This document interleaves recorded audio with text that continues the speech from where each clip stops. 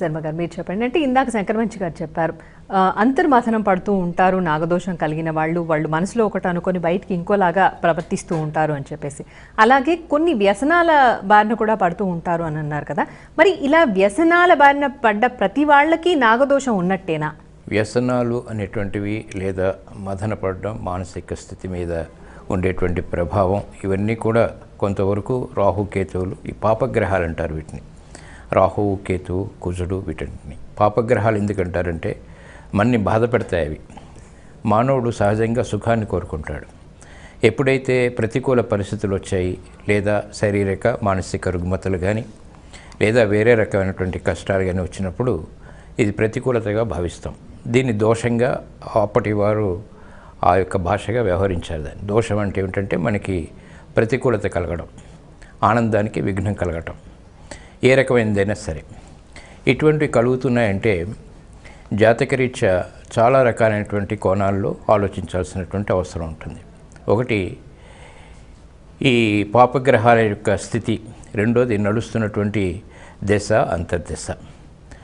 ముఖ్యంగా జాతకరీత్యా చూసేటప్పుడు ముందర ఆయుష్ని చూడాలి. సతికుర్జ చిత్రకర్మేతి న్యాయాత్ అంటాం. అంటే గోడ ఉంటే కదా బొమ్మలు వేసుకోవటం, ఆయుర్దాయం ఉంటే కదా మిగతా యోగాలన్నింటినీ కూడా మనం విచారించవలసి వస్తుంది. ఆయుర్దాయమే లేనప్పుడు ఇంక మిగతా ఎన్ని యోగాలు ఉన్నా కూడా నిష్ప్రయోజనం అవుతాయి. మొదట జ్యోతిష్ శాస్త్ర రీత్యా పరిశీలించినట్లయితే దానికి కావాల్సినటువంటి పరిష్కారం సులభతరం అవుతుంది.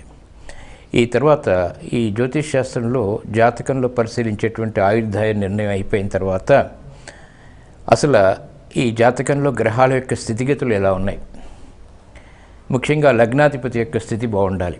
లగ్నాధిపతి క్షేమాన్ని కోరేవాడు. ఏ జాతకంలోనైనా కూడా అది పాపగ్రహమైనా కూడా క్షేమాన్ని కోరుతుంది. కాబట్టి లగ్నాధిపతి బాగున్నాడా, అలాగే భాగ్యాధిపతి అదృష్టాన్ని కలిగించేటువంటి గ్రహాన్ని కూడా విచారించి, ఈ రెండు బాగున్నప్పుడు మిగతా దోషాలు ఉన్నట్టయితే వీటన్నిటినీ కూడా అవి అధిగమించగలుగుతారు వాళ్ళు.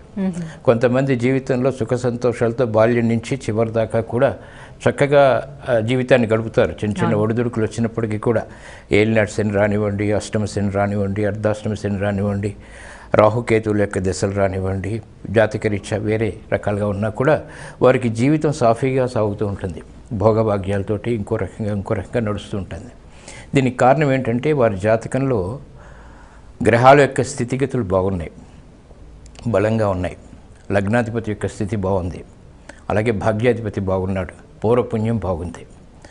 ఈ యొక్క దోషాలు లేదా వచ్చేటువంటివి ప్రతికూలతలు ఎందువల్ల కలుగుతాయంటే ప్రారంధ కర్మ నుంచి వస్తుంటాయి. ఇవన్నీ మనం ఈరోజే ఈ ప్రపంచానికి రాలేదు, ఎన్నో జన్మలెత్తి తర్వాత మానవ జన్మగా మనం వచ్చాం.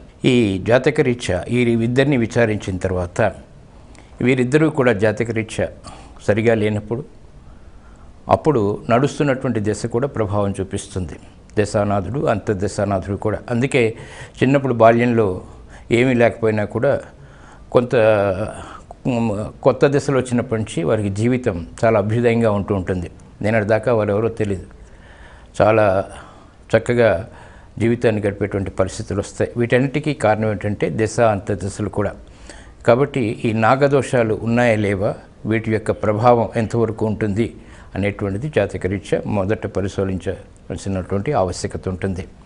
దీనికి జ్యోతిష్ శాస్త్రమే సరైనటువంటి సమాధానం. ఒక రాహుకేతువు అలాగే శని కుజుల ప్రభావం కూడా వస్తూ ఉంటుంది. ఉదాహరణకి ఈ సిగరెట్ తాగే అలవాటు ఉంటుంది చాలామందికి, చైన్ స్మోకర్స్ అంటాం. వీరికి శని ప్రభావం చాలా ఉంటుంది. ముఖ్యంగా మిగతా నాగదోషాలు ఉండి శని యొక్క ప్రభావం కూడా లగ్నం మీద ఉన్నట్టయితే చైన్ స్మోకర్స్ అవుతారు. అలాగే వేరే రకాలని కుజుడితోటి సంబంధించినటువంటి ఇవన్నీ కూడా ఇవి వ్యసనాలు చాలా రకాలుగా ఉంటాయన్నమాట. అలాగే కుజ శుక్రుల కలయిక వల్ల రకరకాలైనటువంటి రుగ్మతలు ఏర్పడుతుంటాయి.